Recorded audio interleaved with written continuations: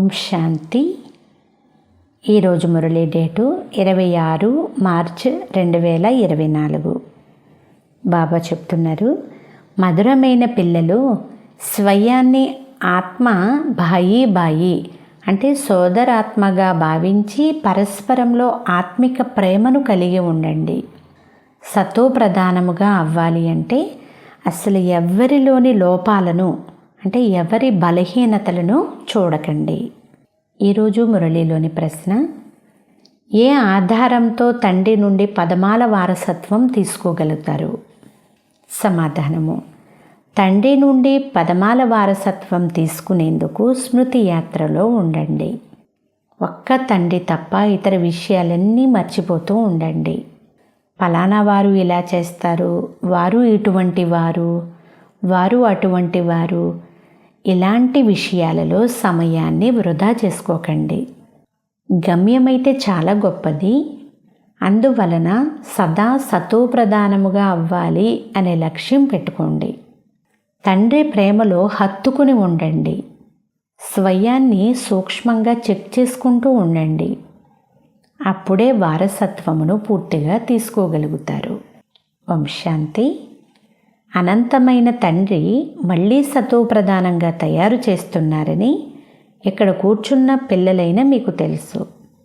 అందుకు ముఖ్యమైన యుక్తి, స్వయాన్ని ఆత్మ అని, అందరూ నా సోదరాత్మలని భావించండి.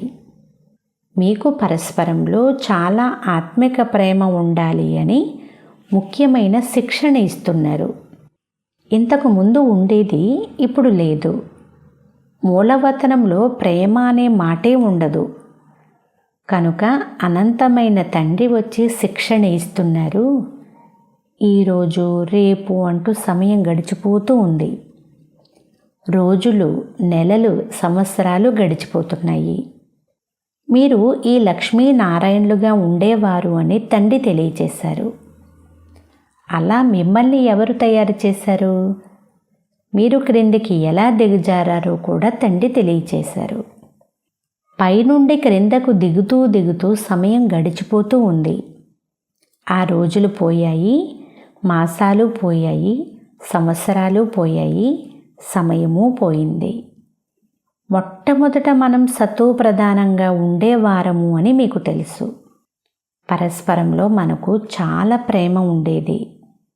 సోదరులైన మీకు పరస్పరంలో చాలా ప్రేమ ఉండాలి అని సోదరులైన మీ అందరికీ తండ్రి శిక్షణ ఇచ్చారు. నేను మీ తండ్రిని, నేను మిమ్మల్ని చాలా ప్రేమతో సంభాళిస్తాను. మిమ్మల్ని తమో ప్రధానము నుండి సతోప్రధానముగా చేస్తాను. సతోప్రధానముగా అవ్వడమే మీ లక్ష్యము, ఉద్దేశము. మనము ఎంతెంత సతోప్రధానంగా అవుతూ ఉంటామో అంత సంతోషంగా కూడా ఉంటాము. మనం సతోప్రధానంగా ఉండేవారము. మనమంతా సోదరులము. పరస్పరం చాలా ప్రేమగా ఉండేవారము. దేవతలమైన మనం పరస్పరం చాలా ప్రేమగా ఉండేవారమని తండ్రి ద్వారా మనకు తెలిసింది. ఈ దేవతలకు, స్వర్గానికి చాలా మహిమ ఉంది. మీరు కూడా స్వర్గంలో నివసించేవారు. తరువాత రోజులు గడుస్తూ క్రిందికి వచ్చేశారు. 1వ తేదీ నుండి ఈనాటి వరకు 5000 సంవత్సరాలు అయ్యేందుకు ఇక కొద్ది సంవత్సరాలే మిగిలి ఉన్నాయి. ప్రారంభము నుండి మీరు పాత్రను ఎలా చేస్తూ వచ్చారో అదంతా ఇప్పుడు మీ బుద్ధిలో ఉంది. ఇప్పుడు దేహాభిమానంలో ఉన్నందువలన పరస్పరంలో ఆ ప్రేమ అయితే లేదు. పరస్పరం ఒకరి లోపాలు ఒకరు వెతుకుతూ ఉంటారు. ఫలానా వారు ఇలా ఉన్నారు అని అంటూ ఉంటారు. దేహీ అభిమానులుగా ఉన్నప్పుడు ఎవ్వరి దోషాలు అసలు చూసేవారే కాదు. పరస్పరంలో చాలా ప్రేమగా ఉండేవారు.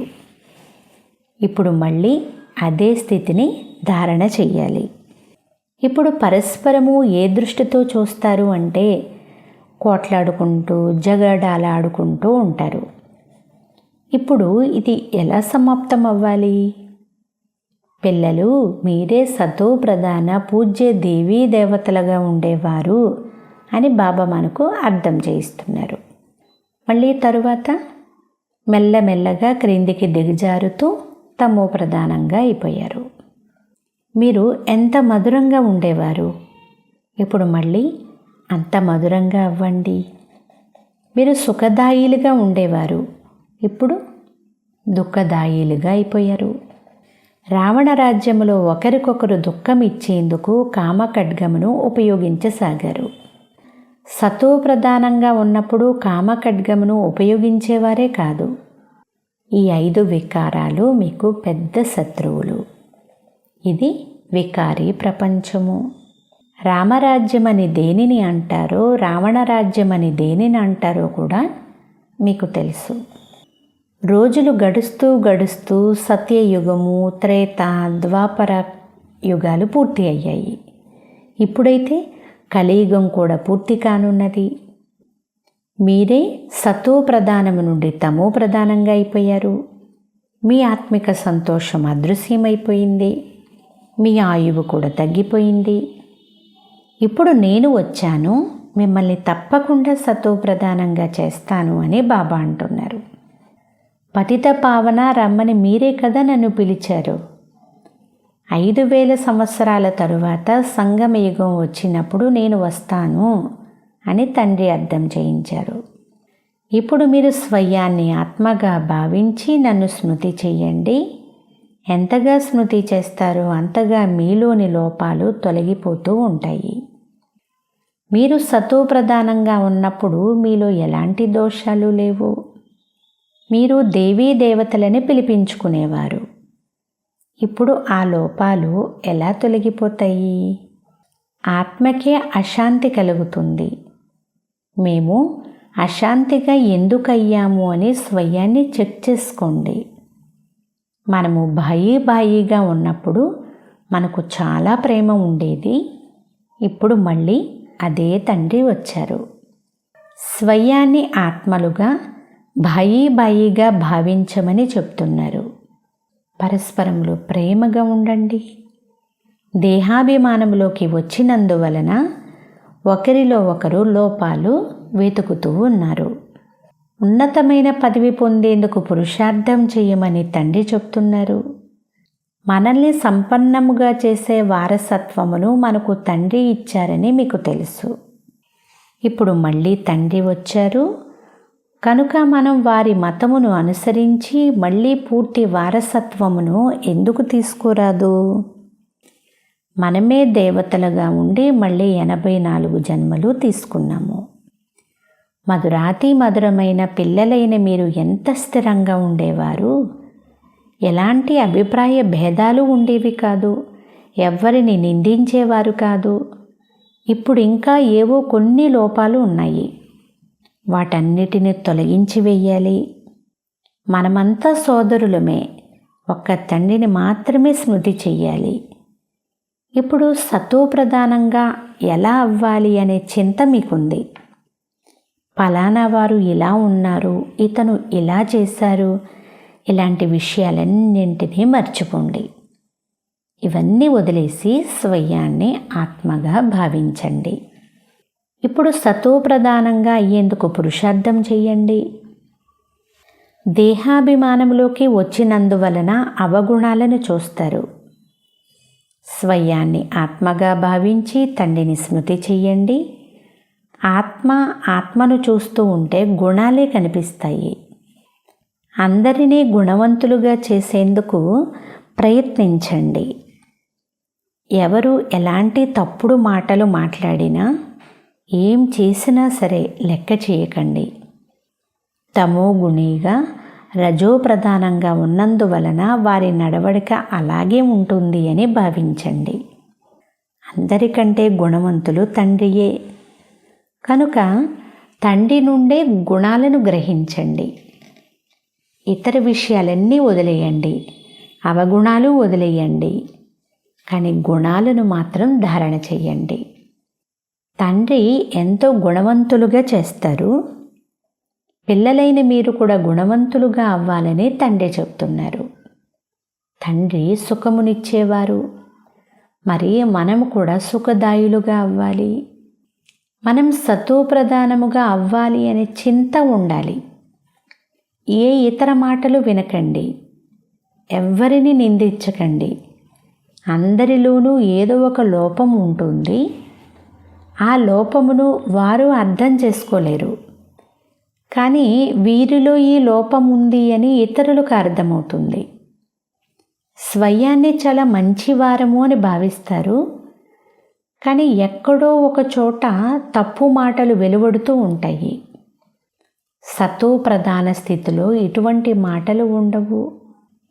ఇక్కడ లోపాలు ఉన్నాయి, కానీ తెలుసుకోనందున మాకంతా తెలుసును అని భావిస్తారు. అన్నీ తెలిసిన వాడను నేనొక్కరినే అని తండ్రి చెప్తున్నారు. మీ అందరినీ మధురంగా చేసేందుకు వచ్చాను. అవగుణాలు మొదలైనవన్నీ వదిలేయండి. నేను మధురాతి మధురమైన తండ్రిని ఎంత ప్రీతిగా స్మృతి చేస్తున్నాను అని మీ నాడిని కూడా చూసుకోండి. నేను ఎంత అర్థం చేసుకున్నాను, ఇతరులకు ఎంత అర్థం చేయిస్తున్నాను అనేది చెక్ చేసుకోండి. దేహాభిమానంలో వచ్చినట్లయితే ఎలాంటి లాభమూ లేదు. ముఖ్యంగా ఈ ప్రపంచం తమో ప్రధానంగా ఉందని అర్థం చేయించాలి. సతో ప్రధానంగా ఉన్నప్పుడు దేవతల రాజ్యం ఉండేది. ఇప్పుడు ఆ దేవతలు 84 జన్మలు భోగించి తమో ప్రధానంగా అయిపోయారు.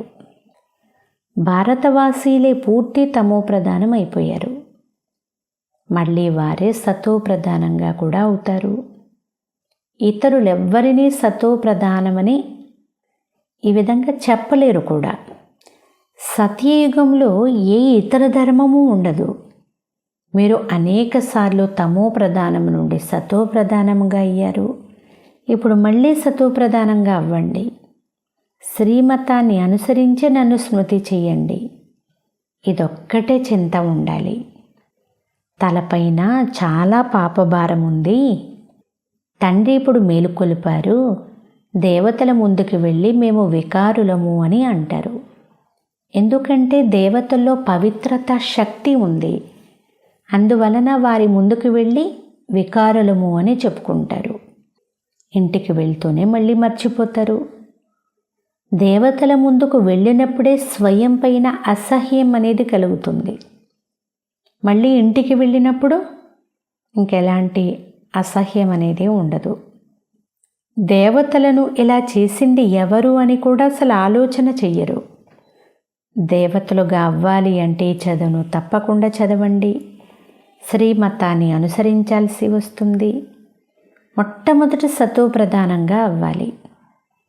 అందుకు నన్నొక్కరినే స్మృతి చెయ్యండి, వ్యర్థ పనులు చెయ్యకండి అని తండ్రి చెప్తున్నారు. మేము ఇలా తయారవ్వాలనే చింత ఉంచుకోండి. మీరే ఆది సనాతన దేవీ దేవత ధర్మం వారిగా ఉండేవారు. అయితే తరువాత ఏం జరిగింది? ఎక్కడికి వెళ్ళారు? వీరి 84 జన్మల కథే వ్రాయబడింది. ఇప్పుడు మనం అలా తయారు కావాలి. దైవీ గుణాలు ధారణ చెయ్యాలి. మేమంతా కూడా సోదరులము అని భావించి తండ్రిని స్మృతి చెయ్యాలి. తండ్రి నుండి వారసత్వం తీసుకోవాలి. తండ్రినైన నన్ను నిందాస్తుతి చేస్తూ వచ్చామని బుద్ధిలోకి రావాలి. బాబా అంటున్నారు, వాస్తవానికి నన్ను స్తుతి చెయ్యలేదు, నిందే చేస్తూ వచ్చారు. ఒకవైపు ఎవరిని స్తుతి చేశారో వారినే మరోవైపు నింద కూడా చేసేశారు. ఎందుకంటే వారి గురించి యథార్థ పరిచయం తెలియదు. ఒకవైపేమో తండ్రిని మహిమ చేస్తారు, మరొక వైపేమో భగవంతుడు సర్వవ్యాపి అని అనేస్తారు. రాయి రప్పలలో పరమాత్మ ఉన్నారు అన్నందువలన వారి నుండి విముఖులైపోయారు. వినాశకాలములో విపరీత విముఖ బుద్ధి కలవారు నశిస్తారు. వినాశకాలంలో ప్రీతి సన్ముఖ బుద్ధి కలవారు విజయులుగా అవుతారు. సాధ్యమైనంత ఎక్కువగా తండ్రిని స్మృతి చేసేందుకు ప్రయత్నం చెయ్యాలి. ఇంతకు ముందు కూడా స్మృతి చేసేవారు, అయితే ఇది వ్యభిచారి స్మృతి, అంటే చాలామందిని స్మృతి చేయడము అనే అర్థము. ఇప్పుడు అవ్యభిచారి స్మృతిలో ఉండండి. అంటే తండ్రి చెప్తున్నారు, కేవలం నన్ను ఒక్కరిని మాత్రమే స్మృతి చేయండి. భక్తి మార్గంలో అనేక చిత్రాలు ఉన్నాయి. మీరు ఆ చిత్రాలను కూడా స్మృతి చేస్తూ వచ్చారు. ఇప్పుడు మళ్ళీ సత్వ ప్రధానంగా అవ్వాలి. అక్కడ స్మృతి చేసేందుకు భక్తి మార్గం లేనే లేదు. ఇప్పుడు సత్వ ప్రధానంగా ఎలా అవ్వాలి అనే చింత ఉంచుకోండి. ఈ సృష్టి చక్రం ఎలా తిరుగుతూ ఉందో ఆ జ్ఞానం మీకు లభించింది. అదేమో చాలా సులభము. నోటి ద్వారా తెలపకపోయినా మనం ఇప్పుడు సతో ప్రధానము నుండి తమో ప్రధానముగా ఎలా అయ్యామో బుద్ధి ద్వారా అర్థం చేసుకోగలరు. ఇప్పుడు మళ్ళీ తప్పకుండా సతో ప్రధానంగా అవ్వాలి. ఎవరైనా మాట్లాడలేకుంటే వారి భాగ్యం అంతే అని అంటారు. దానిని భావి అంటే విధి అని కూడా అంటారు. బ్యాడ్జీ ద్వారా అర్థం చేయించే సులభమైన ఉపాయమును తండ్రి తెలియచేశారు. వీరు అనంతమైన తండ్రి అని, వీరి ద్వారానే ఈ వారసత్వం లభిస్తుంది అని బ్యాడ్జీని చూపించి చెప్పండి. తండ్రి స్వర్గాన్ని స్థాపన చేస్తారు. అది ఇక్కడే చేస్తారు. శివ జయంతి అనగా స్వర్గ జయంతి. స్వర్గంలో దేవీ దేవతలు ఉంటారు. అయితే వారు ఎలా తయారవుతారు? ఈ పురుషోత్తమ సంగమ యుగంలో చదువు ద్వారా తయారవుతారు. పిల్లలైన మీకు కూడా జ్ఞానం లభించింది. మీరు ఇతరులకు కూడా ఈ జ్ఞానం ఇవ్వాలి. మీది సహజ జ్ఞానము, సహజ యోగము, సహజ వారసత్వము. అయితే ఇక్కడ చాలా తక్కువ వారసత్వం తీసుకునేవారు కూడా ఉన్నారు. పదమాల వారసత్వమును తీసుకునేవారు కూడా ఉన్నారు. ఇదంతా చదువుపై, స్మృతి యాత్రపై ఆధారపడి ఉంటుంది. మిగిలిన విషయాలన్నీ మర్చిపోండి. ఫలానా వారు ఇలాగా, ఫలానా వారు అలాగా, ఇందులో సమయాన్ని వృధా చేయకండి. ఎందుకంటే మీరు చేరుకోవలసిన గమ్యం చాలా శ్రేష్టమైనది, గొప్పది. సతో ప్రధానంగా అవ్వడంలోనే మాయ విఘ్నాలు కలిగిస్తుంది, చదువులో కలిగించదు. మాలో ఎంత ప్రేమ ఉంది అని స్వయాన్ని చూసుకోండి. తండ్రిని హత్తుకొని ఉండునంత ప్రేమ ఉండాలి. నేర్పించేవారు తండ్రి. ఈ బ్రహ్మ ఆత్మ నేర్పించదు. ఇతని ఆత్మ కూడా నేర్చుకుంటూ ఉంది. బాబా, మీరు మమ్మల్ని ఎంత వివేకవంతులుగా చేస్తున్నారు. మీరు అత్యంత ఉన్నతులు. మానవ సృష్టిలో మీరు మమ్మల్ని ఎంత ఉన్నతముగా చేస్తారు. ఈ విధంగా లోపల తండ్రిని మహిమ చెయ్యండి. బాబా, మీరెంత అద్భుతం చేస్తున్నారు. పిల్లలు, మీరు మళ్ళీ మీ రాజ్యమును తీసుకోండి. నన్ను ఒక్కరినే స్మృతి చెయ్యండి. సంతోషంగా ఉండండి అని తండ్రి చెప్తున్నారు. మేము బాబాను ఎంత స్మృతి చేస్తున్నాము అని స్వయాన్ని ప్రశ్నించుకోండి. సంతోషం వంటి బలమైన ఆహారం ఏదీ లేదు అని అంటారు. కనుక తండ్రితో మిలనం చేసేందుకు కూడా పిల్లలకు సంతోషం ఉండాలి.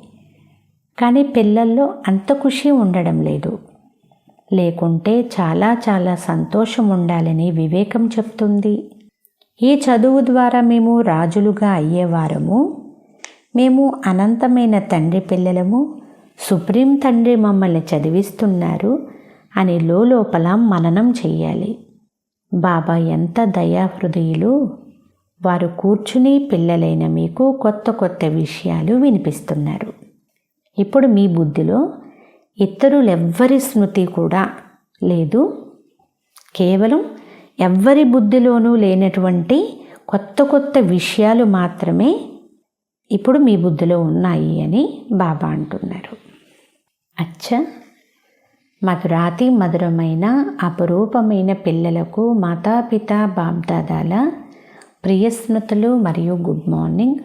ఆత్మిక పిల్లలకు ఆత్మిక తండ్రి నమస్తే. ఆత్మీయ తండ్రికి ఆత్మీయ పిల్లల యొక్క ప్రియ స్మృతులు, గుడ్ మార్నింగ్ మరియు నమస్తే నమస్తే నమస్తే.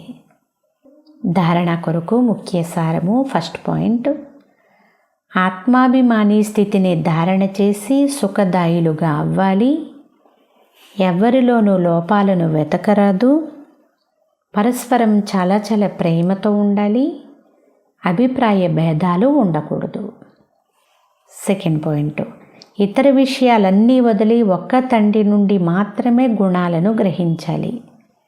సతోప్రధానముగా అవ్వాలి అనే చింత ఉండాలి.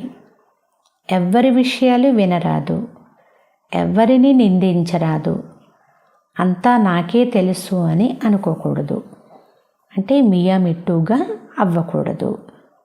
ఈరోజు వరదానము: సమయ ప్రమాణముగా స్వయాన్ని చెక్ చేసుకుని చేంజ్ చేసుకునే సదా విజయీ శ్రేష్ఠ ఆత్మా భవ. ఎవరైతే సత్యమైన రాజయోగులుగా ఉంటారో వారు ఎప్పుడూ ఎటువంటి పరిస్థితుల్లోనూ విచలితం అవ్వరు. కనుక స్వయాన్ని సమయ ప్రమాణముగా ఈ పద్ధతి ద్వారా చెక్ చేసుకోండి. ఫస్ట్ చెక్ చేసుకోండి, ఆ తర్వాత మిమ్మల్ని మీరు చేంజ్ చేసుకోండి. కేవలం చెక్ చేసుకుని వదిలేశారు అంటే వ్యాకులు పడతారు. మాలో ఈ లోపము కూడా ఉంది, ఈ లోపము బాగవుతుందో లేదో అని ఆలోచిస్తారు. అందువల్ల చెక్ చేసుకున్న తరువాత తప్పనిసరిగా స్వయాన్ని పరివర్తన చేసుకోవాలి. ఎందుకంటే సమయ ప్రమాణంగా కర్తవ్యం చేసేవారు సదా విజయం పొందుతారు. అందువలన సదా విజయీ శ్రేష్ఠ ఆత్మలుగా అయి తీవ్ర పురుషార్థం ద్వారా నెంబర్ 1లోకి వచ్చేయండి. స్లోగన్: మనసు బుద్ధిని కంట్రోల్ చేసే అభ్యాసం ఉండాలి. అప్పుడు ఒక్క సెకండులో విదేహీగా అవ్వగలుగుతారు. అచ్చా. ఓం శాంతి.